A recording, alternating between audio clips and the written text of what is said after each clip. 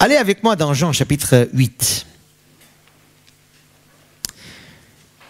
C'est un passage qu'on a sûrement, que vous avez, qu'on a tous lu et relu, puisque l'évangile de Jean, c'est je pense, l'évangile le plus lu parmi les chrétiens. Et c'est vrai que dans chapitre 8, il y a quelque chose que le Seigneur dit, une chose importante, qui mérite un petit peu notre réflexion de quelques moments ce matin. Chapitre 8, donc, à partir de verset 30, juste 36. Comme Jésus parlait ainsi, plusieurs crurent en lui. Et il dit aux Juifs qui avaient cru en lui, « Si vous demeurez dans ma parole, vous êtes vraiment mes disciples. Vous connaîtrez la vérité, et la vérité vous affranchira. » Ils lui répondirent, « Nous sommes la postérité d'Abraham, et nous ne fûmes jamais esclaves de personne. Comment dis-tu, vous deviendrez libres ? En vérité, je vous le dis, leur répliqua Jésus, quiconque se livre au péché est esclave du péché. Or, l'esclave ne demeure pas toujours dans la maison. Le Fils y demeure toujours. Si donc le Fils vous affranchit, vous serez réellement libre. » Combien de fois avons-nous entendu, si le Fils vous affranchit, vous devenez réellement libre? Réellement libre. Réellement libre. La vérité vous affranchira. Vous serez réellement libre. Nous les chrétiens, on aime même réciter et dire plusieurs fois ce verset, réellement libre. Je pense qu'on va bien entendre aujourd'hui, comprendre ce que ça veut dire, réellement libre, et comment y arriver aujourd'hui si nous sommes sincères. Je ne pense pas que nous allons dire je suis réellement libre.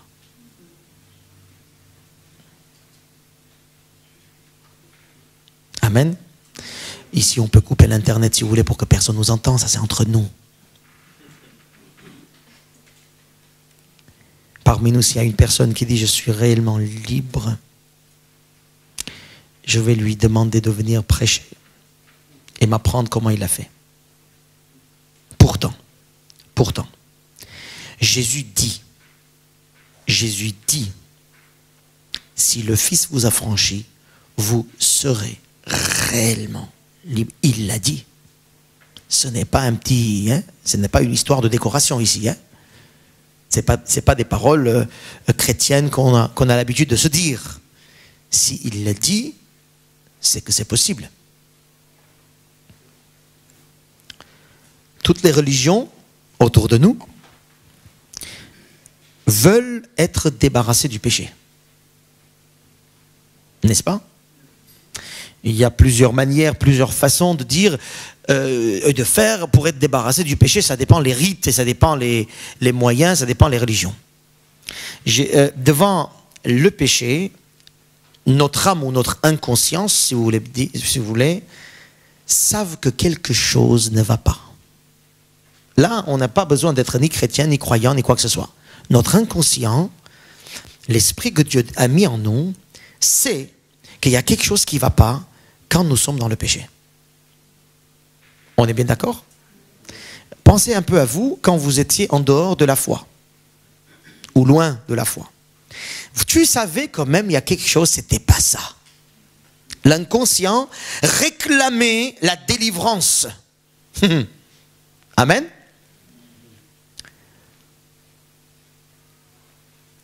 Et du coup, beaucoup de parmi nous, avant et maintenant d'autres, pour être délivrés de ce péché, alors ils vont se faire une bonne conscience. Ils vont se donner une bonne conscience en faisant des bonnes choses. J'ai menti une fois, je vais faire une bonne œuvre une fois. J'ai menti 4 fois, je vais faire une bonne œuvre 4 fois. Une des religions nous enseigne ça, la balance.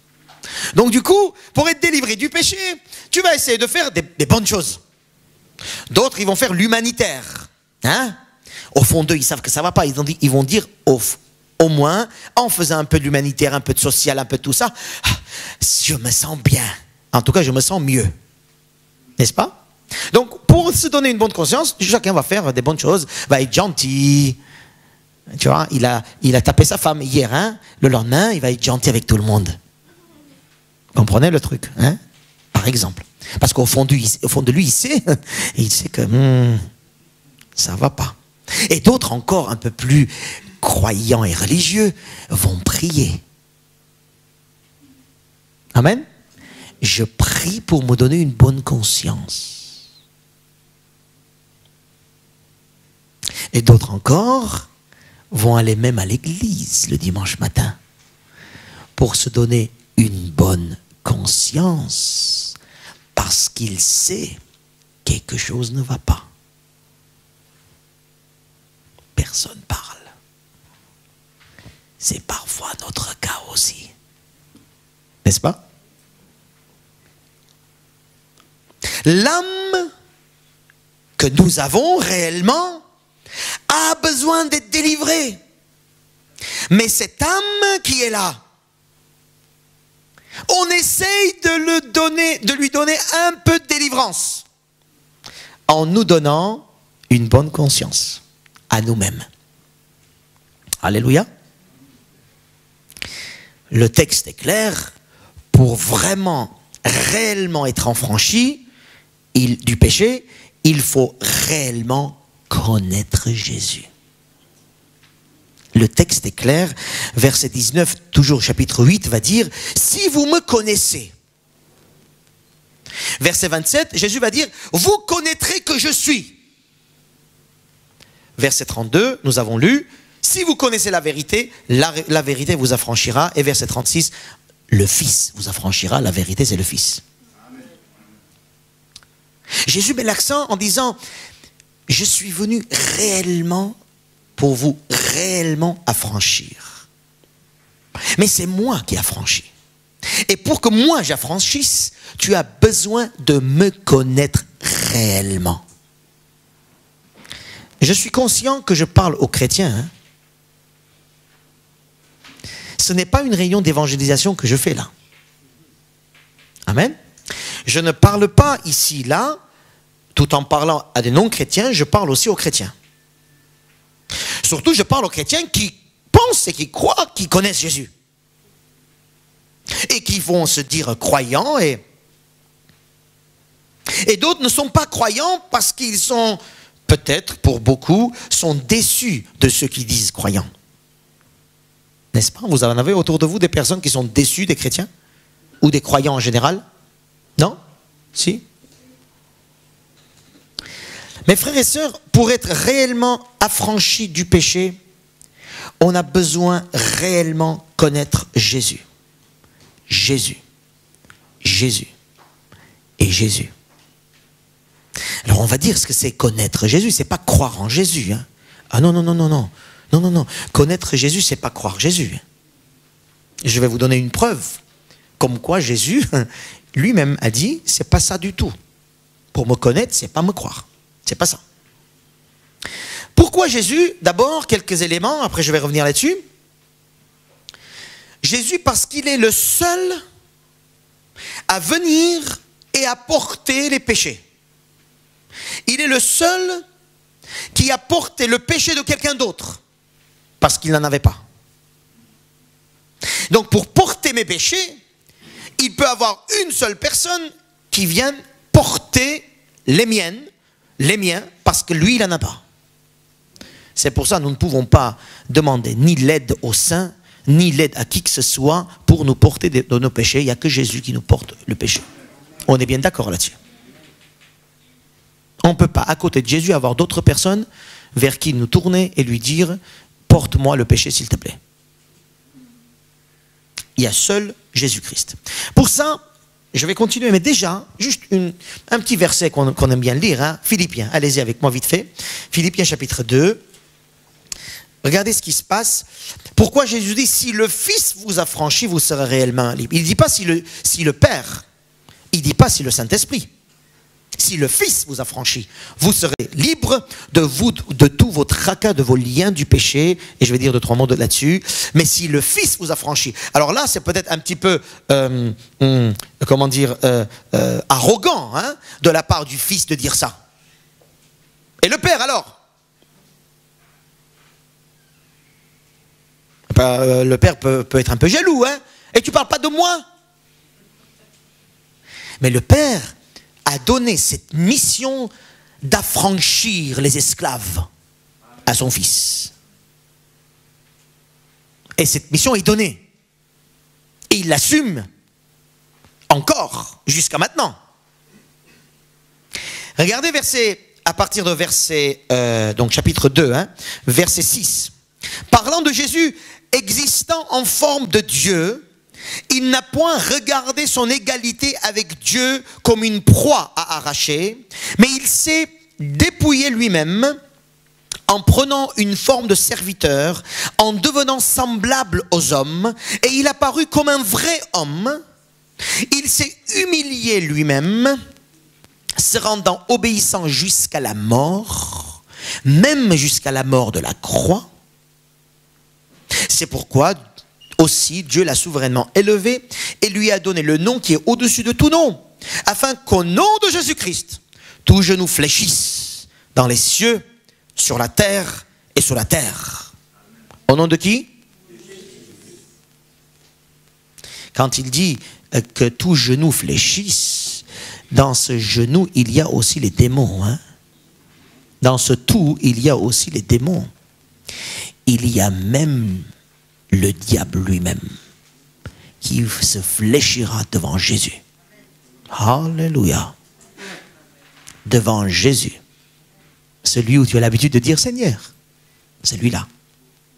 Celui où tu as l'habitude de dire oh, mon sauveur. Et mon... Voilà, c'est celui-là. Tout genou fléchisse dans les cieux, sur la terre, sous la terre, et que toute langue confesse que Jésus-Christ est Seigneur à la gloire du Père. C'est Jésus-Christ seul peut affranchir l'homme de son esclavage. Et d'ailleurs, le texte, il dit, quand Jésus parle, je vais vous rendre libre, les Juifs, ils ont dit, eh ben nous, on n'est pas esclaves. Hein. Ils ont bien compris, eux, ce que ça veut dire affranchissement. Nous, on ne sait pas. Hein. On n'a jamais été esclaves hein, ici en France. En tout cas, pas au XXe siècle, en tout cas. Il y a d'autres façons d'esclavage. Esclavage du travail, du patron, de la belle-mère et du mari et voilà, vous voyez, il y a ce genre d'esclavage aussi, de l'argent. Hein. Il y a ça aussi. Même de ça, qui est une conséquence logique et directe du péché. Jésus nous affranchit de l'esclavage. Il est le seul à le faire. Le seul à le faire. La condition, c'est de le connaître. Pas de croire, simplement. Regardez le texte. Ceux qui avaient cru en lui sont venus le voir. Ceux qui avaient. Et qu'est-ce que je leur dis? Il dit, si vous demeurez dans ma parole, vous êtes vraiment mes disciples, vous connaîtrez la vérité et la vérité vous affranchira. Vous ne l'êtes pas encore, vous qui croyez en moi. Et mes amis, vous aviez pensé à ça? Je pense que oui, à chaque fois que tu pèches, tu penses à ça. Pourquoi encore je suis tombé alors que Jésus m'a sauvé? Amen. Vous me suivez là? Alléluia.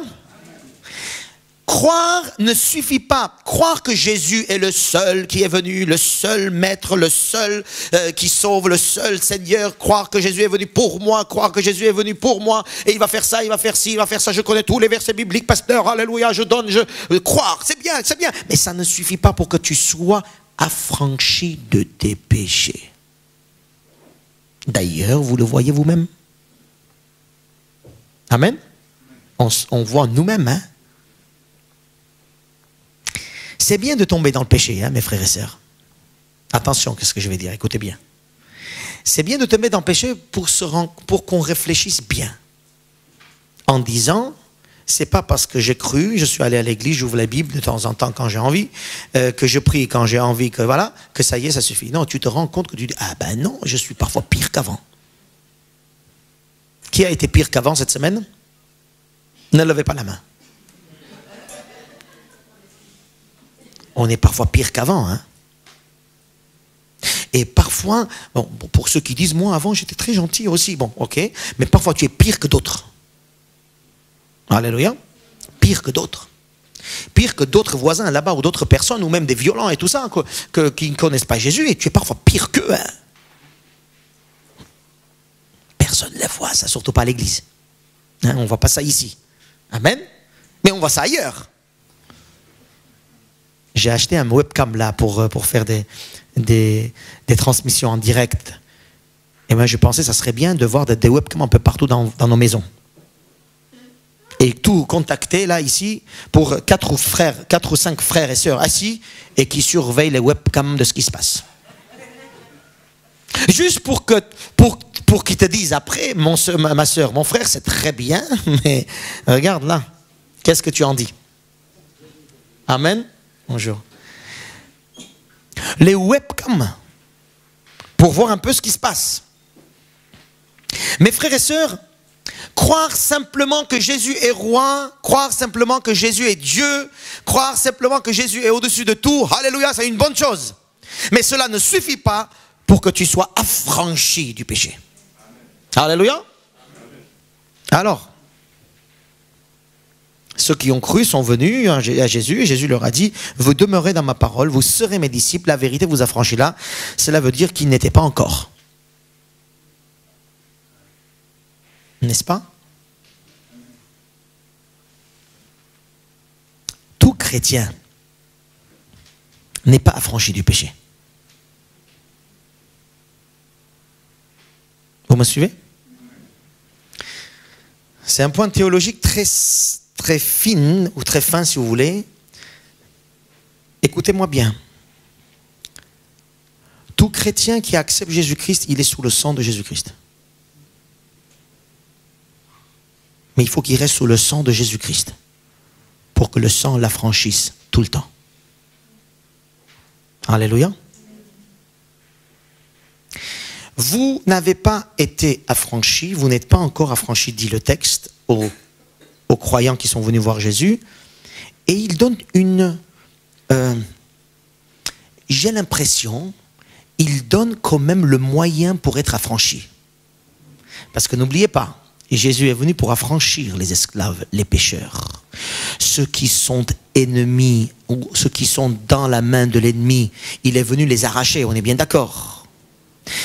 Il donne une ouverture et il dit, le texte, si vous demeurez dans ma parole, vous êtes vraiment mes disciples, vous connaîtrez la vérité vous affranchira. Quand est-ce que la vérité affranchira? Quand vous êtes mes disciples. Alléluia. Quand est-ce que je suis affranchi et je serai affranchi réellement, selon ce texte, quand la parole de Jésus demeure en moi et quand je suis disciple. Vous comprenez bien que tout chrétien n'est pas disciple. Tout croyant n'est pas disciple. Je ne dis pas que c'est comme ça dans la Bible, mais je dis c'est ce qu'on voit. Dans la Bible, ceux qui ont accepté Jésus-Christ deviennent disciples de Jésus-Christ. Du coup, tout chrétien, s'il n'est pas disciple, il n'est pas vraiment affranchi du péché. C'est une équation qu'on est en train de faire là. Jésus est venu pour nous affranchir du péché. Il nous affranchit du péché, c'est pour ça qu'il est venu. Il demande à ce que nous le croyions en tant que sauveur, je veux dire le seul Jésus-Christ qui vient nous sauver, le seul, personne d'autre, c'est lui qui est descendu, c'est lui qui est monté. Mais apparemment, croire qu'il est le seul Seigneur et le Sauveur, plutôt le seul Sauveur parce que ça nous arrange bien, cela ne suffit pas. Apparemment, il faut être disciple. pour être justement, en fait, pour justement répondre à l'appel de l'âme en disant libère-moi, libère-moi, libère-moi, libère-moi.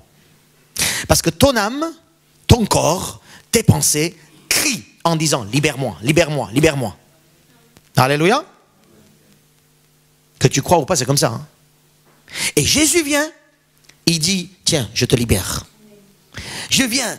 J'ai tué l'autre, là, j'ai écrasé l'ennemi, voilà, on va parler de ça, j'ai écrasé l'ennemi, j'ai écrasé les démons, t'inquiète pas, mais je te libère. Mais attention, disciple. Amen. Vous me suivez un peu? Sans Jésus, nous sommes esclaves du péché. Pour être réellement affranchi du péché, il faut réellement connaître Jésus. Pour connaître réellement Jésus, il faut être disciple de Jésus. Vous voyez l'équation? Je suis arrivé à là. Amen. Pour être réellement libéré, affranchi du péché, c'est mon souhait pour moi. Hein? Parce que moi, voilà, j'ai pas envie de jouer avec ça. Jésus a dit, vous serez réellement libre, moi je veux être libre. Amen. Et pour être réellement libre, il faut connaître Jésus. Apparemment, c'est pas en allant à l'église, c'est pas en lisant la Bible, c'est pas en me donnant des bonnes consciences. Non, j'ai compris que, ah ben non, c'est pas ça se passe, il faut connaître Jésus. Alors comment je vais connaître Jésus? Pour vraiment connaître Jésus, il faut être vraiment disciple de Jésus.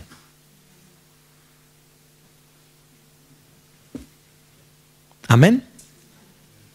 Vous savez, quand on accepte Jésus comme sauveur, nous reconnaissons, comme j'ai dit tout à l'heure, qu'il est le seul à nous débarrasser du péché. Il est le seul à nous donner la puissance pour nous faire marcher d'une façon victorieuse sur cette terre et pour la vie éternelle. Ça, on le sait. Amen. On accepte Sauveur parce qu'on croit qu'il est le seul à me sortir de péché, le seul à me donner la puissance, le seul à me conduire jusqu'à dans la vie éternelle. Mais vous savez, sa mission ne s'arrête pas là, Jésus. Sa mission, la mission de Jésus, c'est pas que pour nous sauver. La mission, c'est nous conduire. Comme le bon berger, bien sûr, ou sur le chemin de la victoire, de la puissance, de la sainteté, qui procure du coup la vraie joie, la vraie paix, la vraie puissance dans nos vies ici sur cette terre, dans toutes les situations. La mission de Jésus, c'est pas que de te sauver, mais c'est de te conduire pour que tu puisses vivre la victoire de l'affranchissement, justement. Alléluia. Pour que tu puisses vivre la victoire de la puissance. Il te conduit sur le chemin de la victoire. Il est le sauveur qui te sauve de la main du diable, mais il n'est pas que sauveur. Il a aussi toute la puissance comme Seigneur de te conduire en tant que bon berger sur le chemin de la victoire. Donc vous avez compris qu'être sauveur ne suffit pas, il faut aussi qu'il soit mon Seigneur. Et si il est mon Seigneur, ça veut dire que moi je le suis. Pas seulement je crois qu'il est mon sauveur, non, il est aussi mon Seigneur. Dans la Bible, je vais vous donner un exercice pour la semaine, tout le Nouveau Testament, lisez-le cette semaine, c'est faisable ou pas? Oui, on peut faire. Hein? Cette semaine, on lit le Nouveau Testament, vous allez chercher tout ce qui concerne Jésus, et juste devant le titre, Seigneur ou Sauveur? Vous allez voir dans la Bible, combien de fois dans le Nouveau Testament on appelle Jésus Sauveur et combien de fois dans le Nouveau Testament on appelle Jésus Seigneur. Allez, lisez dans les Actes ou dans les Épîtres si vous voulez. Combien de fois on appelle Jésus Sauveur et combien de fois on appelle Jésus Seigneur? Et vous allez être vraiment très très surpris. J'avais fait un calcul. J'ai cherché mon calcul, je n'ai pas trouvé pour vous donner exactement, mais je me suis dit, bah, tant mieux, merci Seigneur, tu ne m'as pas permis de trouver, comme ça je vais leur dire qu'ils trouvent eux-mêmes. Sinon je vais vous dire tant Sauveur, tant Seigneur. Et vous allez être surpris. Hein? Jésus se présente plus en Seigneur qu'en Sauveur. D'ailleurs, dans ce texte qu'on a lu dans Philippiens, tout genou fléchit devant le Seigneur. Pas le Sauveur. Il est le Sauveur. Mais sa mission plus, il est en Seigneur qu'en Sauveur. C'est-à-dire que Jésus aujourd'hui, il règne en Seigneur aujourd'hui, pas en Sauveur. Quand tu acceptes Jésus une fois, tu l'as en Sauveur. Mais après, tu dois l'avoir en Seigneur. Et pour avoir un Seigneur, vous savez ce que ça veut dire un Seigneur? Qu'est-ce qui fait un Seigneur? Seigneur veut dire quoi? Seigneur veut dire celui qui marche devant et d'autres suivent. Hein? Seigneur veut dire celui qui ordonne et d'autres obéissent. Hey! Oh! Seigneur veut dire celui qui donne et d'autres prennent. C'est ça, Seigneur. Alors si je dis Jésus mon Seigneur, c'est que je dois être, c'est d'autres qui le suivent, c'est d'autres qui l'obéissent, c'est d'autres qui prennent, c'est d'autres qui entrent. Parce que Seigneur, c'est aussi celui qui ouvre et d'autres entrent. Dans tous les domaines. Hein? Alors si je dis Jésus est mon Seigneur, c'est que j'accepte que moi je le suive, que je lui obéisse, que je prenne ce qu'il me donne et que je entre où il veut.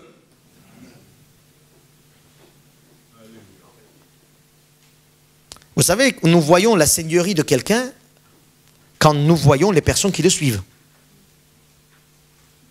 Et normalement, ceux qui suivent un bon Seigneur, ils sont toujours au bénéfice de ce bon Seigneur. Parce que le Seigneur les protège, les garde, les fortifie. Devant l'adversité, il va même combattre pour eux.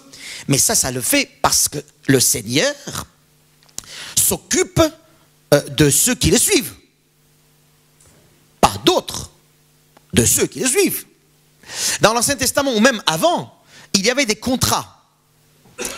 À l'époque de Moïse, on faisait des contrats, les gouvernements, en tout cas les rois, faisaient des suzerains et vassaux. Hein, ils faisaient des contrats. Le souverain faisait un contrat avec un pays faible. Il disait, écoute mon ami, je serai ton Seigneur, je serai ton protecteur, je te protégerai, mais toi, tu m'écoutes, tu me suis. Quelque part, j'aurai la main sur toi. J'aurai la main sur toi dans le sens où je suis libre de faire ce que je veux de toi. Et j'aurai la main sur toi dans le sens où si quelqu'un vient t'attaquer, j'aurai ma main pour te protéger. C'était le même contrat, c'était les contrats qu'on trouvait à l'époque de l'Ancien Testament. Et du coup, Moïse, Dieu a utilisé exactement ce contrat quand il a fait le décalogue. Exactement le même contrat du monde de l'époque. Dieu il disait, si vous, eh bien moi et moi et moi. C'est ce qu'il disait. Lisez les décalogues, lisez les Deutéronomes, lisez les Exodes. Si vous, eh bien moi. C'est ce qu'il fait. Si vous faites ça, on fait ça. Si vous faites ça, je fais ça. C'est exactement le même contrat entre souverain et suiveur. Vassaux. Suzerain, vassal. C'était le même contrat. Et c'est ce que Jésus est en train de dire, exactement la même chose ici. Si vous lisez un peu plus haut, il utilise les termes des 10 commandements, Jésus. Les termes du décalogue, il dit, si vous ne croyez pas que je suis, vous mourrez dans vos péchés. Et ce je suis qui est là, c'est exactement le je suis des 10 commandements. Jésus est en train de dire à son peuple, il dit, en fait, le contrat continue. Le contrat entre Dieu et toi, la façon de te comporter avec Dieu et toi, c'est exactement la même chose maintenant. Maintenant, ce n'est pas dans le décalogue que tu vas vivre, mais tu vas demeurer en moi. Parce que moi, je suis. Alléluia. Je suis ce Dieu que tu vénères. Il parle aux Hébreux. Hein? Alors pour Jésus, pour être vraiment au bénéfice de ce roi, de ce Dieu, pour que ce roi, ce Dieu débarrasse ou vient me débarrasser de mes ennemis. Et c'est quoi mon ennemi? Le péché. J'ai besoin qu'il soit mon souverain. C'est pour ça qu'il a dit demeurez dans ma parole. Et si vous demeurez dans ma parole, vous serez mes disciples, en fait vous serez mes vassaux et j'affranchirai de vos péchés. Alléluia. Est-ce que vous avez au moins compris ce point?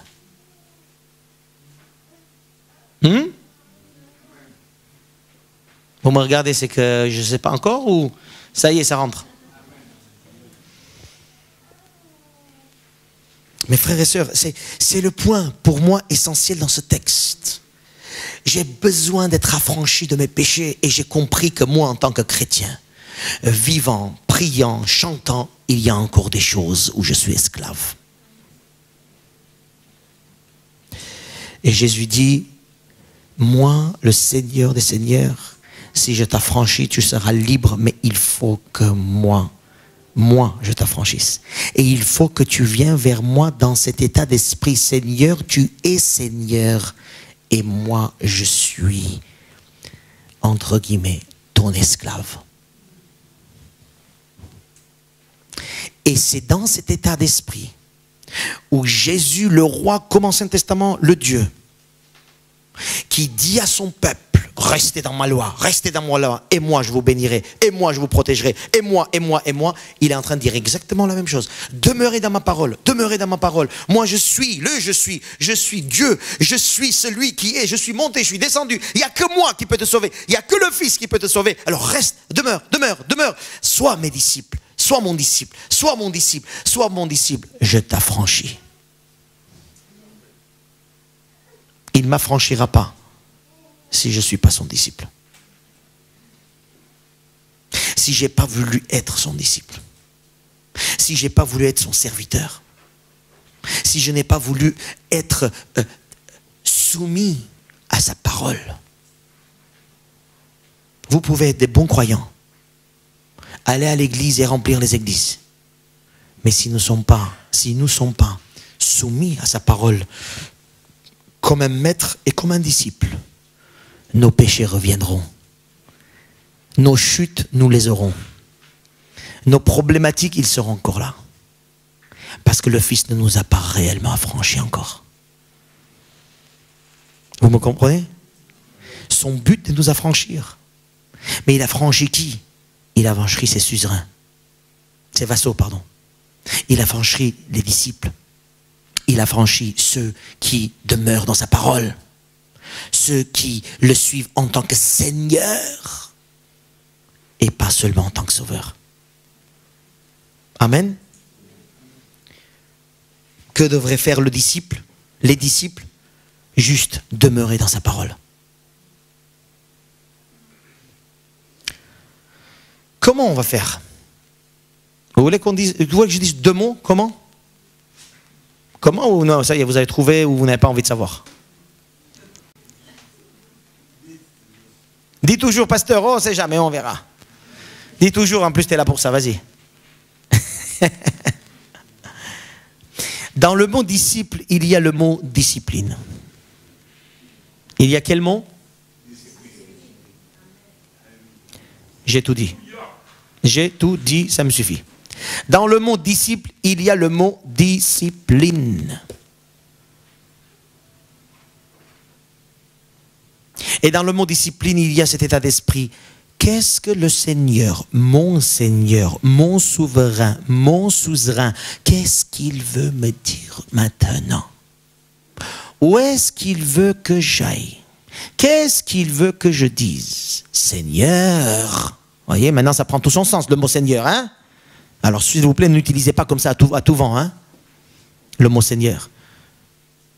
Quand tu dis Seigneur, dis-toi très vite, serviteur, esclave, suiveur, mouton. Mais oui, dis-toi ça. Si tu l'appelles Seigneur, il faut que tu saches que tu le suis. Sinon, appelle-le Jésus, Sauveur, ça va, on est gentils ensemble, restons comme ça.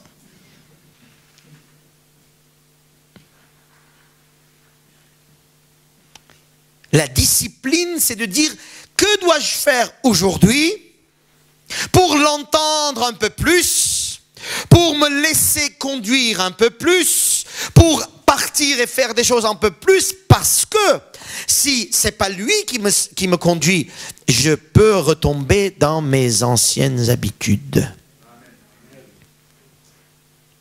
L'affranchissement n'est pas total dans la seconde où tu le lâches. Si le Fils vous a franchi, vous êtes réellement libre. Ce mot-là, ce n'est pas une fois comme ça. C'est en fait, ce verset-là est toujours on dit participe présent, c'est-à-dire toujours en train de le faire. Vous me suivez? Toujours en train de m'affranchir réellement, m'affranchir réellement. Je parle avec toi, il est en train de m'affranchir réellement. Je suis en train de me peindre les cheveux, il est en train de m'affranchir réellement. Je suis en train de m'habiller, il est en train de m'affranchir réellement à ce moment-là.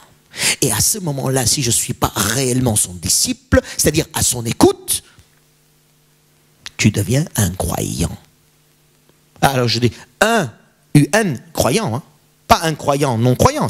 Tu deviens un croyant, comme les Juifs qui sont venus et disent ah, on croit en toi. Voilà.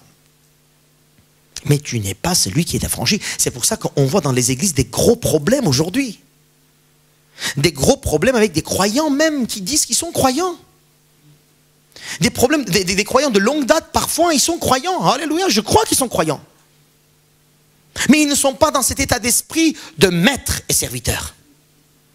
Et du coup, ils ne sont pas affranchis encore de leurs péchés. Et les péchés, ça continue. Et ça retombe, le même péché qui revient. On prie, on dit non, voilà, on crache dessus, on dit non, on dit plein de choses sur le pain, mais il revient. Vous me regardez, c'est comme si jamais vous êtes arrivé ça. J'espère que jamais vous êtes arrivé ce truc.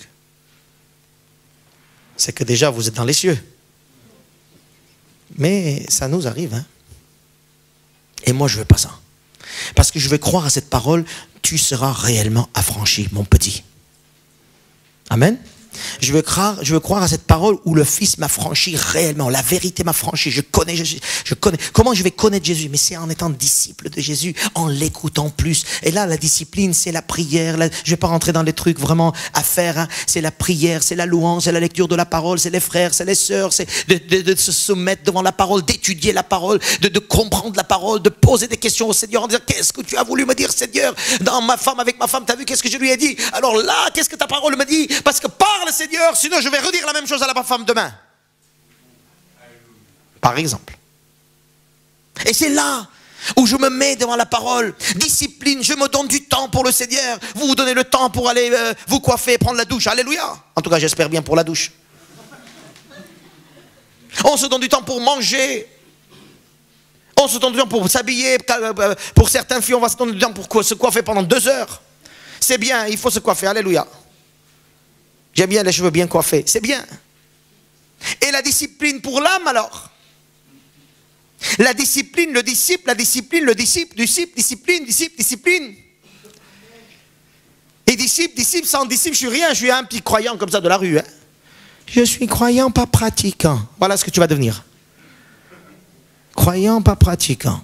Je ne sais pas ce que ça veut dire. Allez avec moi, Luc 17, très vite, juste comme ça, juste pour le plaisir. Luc 17. Comme ça, on est bien. Hein? Alléluia. Alléluia ou pas? Merci Seigneur. C'est juste des pistes de réflexion que je vous donne, mes frères et sœurs. Et le Seigneur vous dit la même chose. La même chose. Le Fils t'a franchi, vas-y donne-lui toute la place à ce Fils qui est ton roi. À ce Fils qui a tout fait. Luc 17, verset 6. Et le Seigneur dit, verset 5. Les apôtres dirent au Seigneur, augmente-nous la foi. Ben oui, parce que c'est que le pasteur vous dit aujourd'hui, il faut avoir une dose de foi.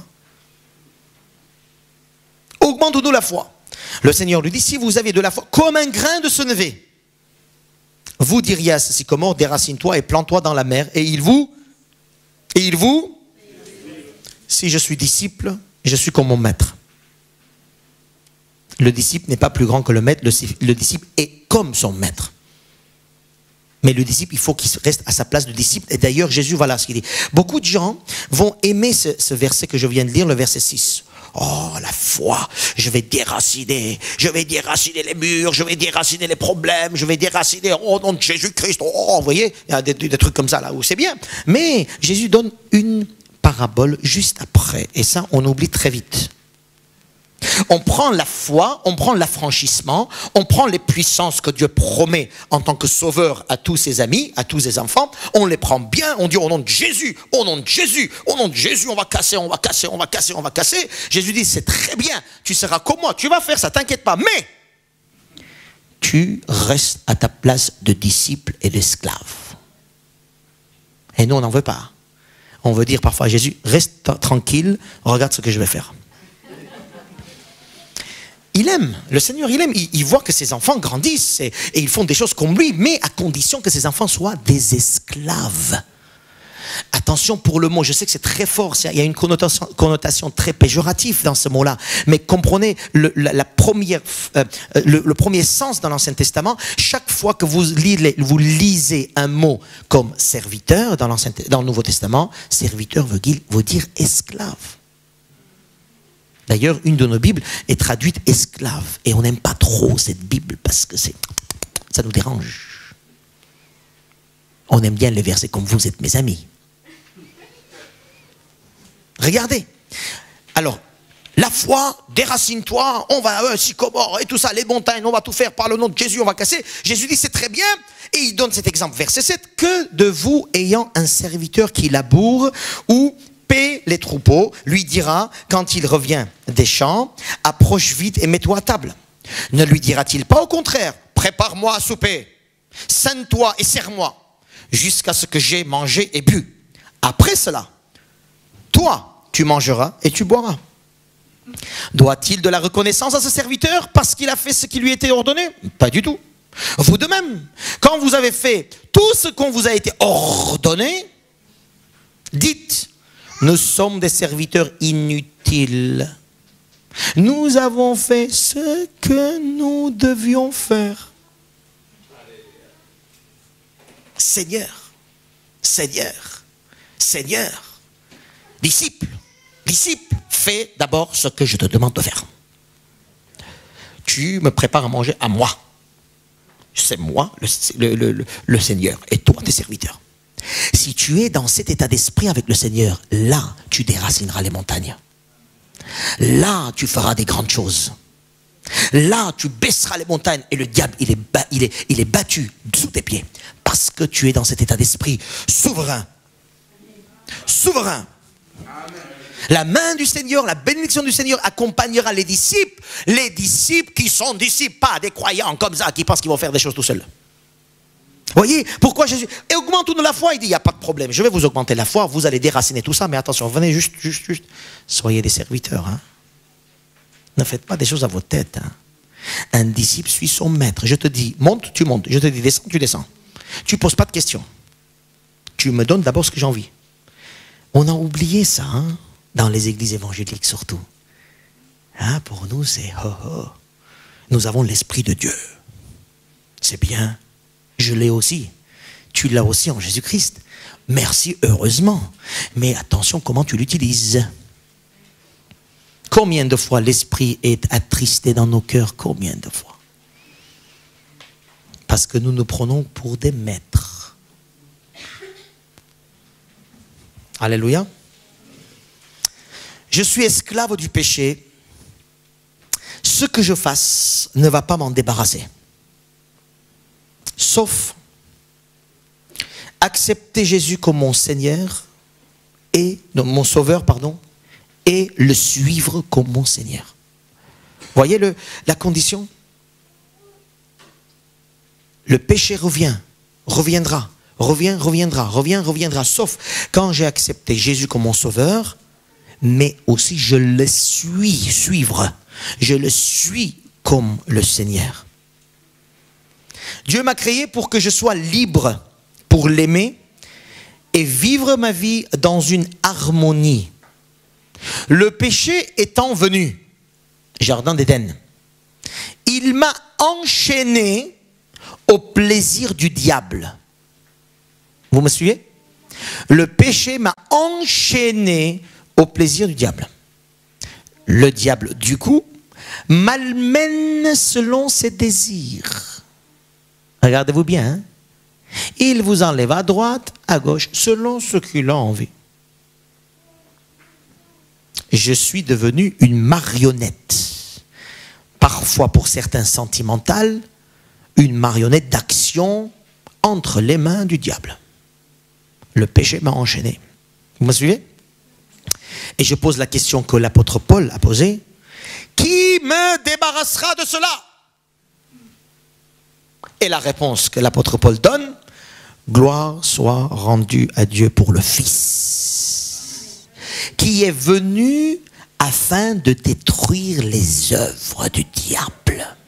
1 Jean 3,8. Avant de détruire les œuvres du diable, il est venu pour ça. Plus je vis en tant que disciple à ce Fils, un disciple obéissant, plus je vais vivre la puissance de la liberté et la puissance de l'affranchissement. Vous me suivez un peu? Ça va? C'est pas compliqué. Je lis, j'ai écrit ça parce que j'aime bien ce moment-là. J'ai voulu vous lire ce que j'ai écrit. Ça va? J'écris bien? Plus je vis en tant que disciple, plus je vais vivre la puissance de l'affranchissement, plus je vais vivre la puissance de la liberté. Alors voilà ma prière. Seigneur, je te donne toute ma vie. Je te fais entière confiance et je t'embrasse. Eh oui. Et je t'embrasse. Je vais te suivre et je te suis encore plus aujourd'hui. Peu importe ce que cela me coûtera. Tu m'as délivré de l'esclavage. Tu m'as rendu libre. Libre pour te servir. Alléluia. Homme libre quand il est esclave du maître. Voilà mon message. Je ne sais pas, est-ce que vous avez pris? Je ne sais pas qu'est-ce qui va changer dans vos vies. Je ne sais pas désormais ce que vous allez faire. Je ne sais pas qu'est-ce que ça veut dire pour vous, comment vous avez compris d'être esclave du Seigneur. Je ne sais pas comment vous avez compris d'être disciple avec discipline du Seigneur. Je ne sais pas comment vous avez compris le verset où Jésus dit, si le Fils vous affranchit, vous serez réellement libre. La liberté, de quoi il parle? Comment vous avez compris tout ça? Je ne sais pas comment vous avez compris le thème du péché, esclave du péché. Je ne sais pas comment vous avez compris cette invitation que le Seigneur nous fait aujourd'hui. Mes amis, je vais vous rendre libres. J'ai quitté mon royaume céleste pour venir vous rendre libre. Mais attention, il faut que vous soyez sous ma main. Sous ma main. Celui, dans le psaume 91, il dit, celui qui se repose à l'ombre d'El Shaddai, de Tout-Puissant. Celui qui demeure à l'ombre de Tout-Puissant, il se repose. Celui qui demeure, il se repose. Si tu demeures sous la main puissante du Seigneur, tu te reposes. Tu te reposes, l'âme est reposée. Parce que l'âme ne dit plus, libère-moi, libère-moi, libère-moi. Il se libère tous les jours. Et l'âme est reposée. Je vous dis, si ton âme est reposée, là tu peux déraciner les montagnes. Mais si ton âme est farfelue, si ton âme est en peine, si ton âme ne sait pas ce qui se passe, si ton âme est toujours en recherche, toujours bonne conscience, et voilà, tu ne feras rien du tout. Le maître, le disciple sera comme son maître, à condition que le disciple suit son maître là où il veut qu'il aille. Et c'est cette condition qui est très importante pour nous. Amen. Allez mes amis, je ne sais pas, je vais rester comme ça avant de prière. Je vais vous laisser un temps de prière. Je ne sais pas ce que vous allez dire au Seigneur. Je ne sais pas comment le Seigneur vous a parlé. En tout cas, il m'a parlé beaucoup. Et je comprends que nous ne pouvons pas être des croyants d'église. Nous devons être des disciples de Christ. Ce n'est pas la même chose. Je visite beaucoup d'églises, sûrement vous aussi. Je connais pas mal de pasteurs, je connais pas mal de chrétiens, pas mal de zélés, je fais la comparaison parfois et j'ai compris une seule chose. C'est qu'il y a croyants et il y a disciples. Et le croyant restera toujours croyant s'il ne transfère pas vers un discipulat obéissant devant le Seigneur. Et il aura quelques surprises à la fin. Alors que dans notre discipulat, nous qui, je sais parmi nous, plusieurs parmi nous, on veut faire la volonté de Dieu, j'ai aucun doute là-dessus. Alors maintenant, restons dans une discipline, ou apprenons à faire la discipline. C'est-à-dire en disant, Seigneur, je veux faire ta volonté, mais ça me coûte. Ça me coûte. Alors parle-moi, dis-moi, cherchons à ce que le Seigneur nous parle, cherchons à ce que le Seigneur nous dise des choses, écoutons sa voix, passons du temps dans le Seigneur, écoutons ce qu'il a à nous dire, et qu'on lui dise, Seigneur, ta volonté, non pas la mienne. Et laissez-vous conduire. Et vous allez voir de vos petit à petit, de vos embarrassements quotidiens qui viennent de l'âme, vous allez voir, vous serez débarrassés parce que Jésus dit, j'affranchis. Et quand il dit, j'affranchirai, vous serez réellement libre, c'est vrai. C'est le Christ qui affranchit. C'est le Christ qui rend libre, à condition que le Christ soit mon Seigneur et non pas que mon Sauveur. Allez, quelques temps dans la prière, on passe la musique, après on priera.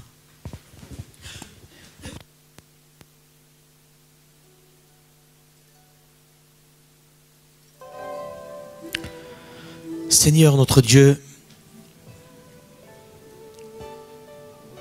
toi Jésus, qui est venu sur cette terre pour briser nos chaînes, que l'ennemi et le diable nous a enchaînés.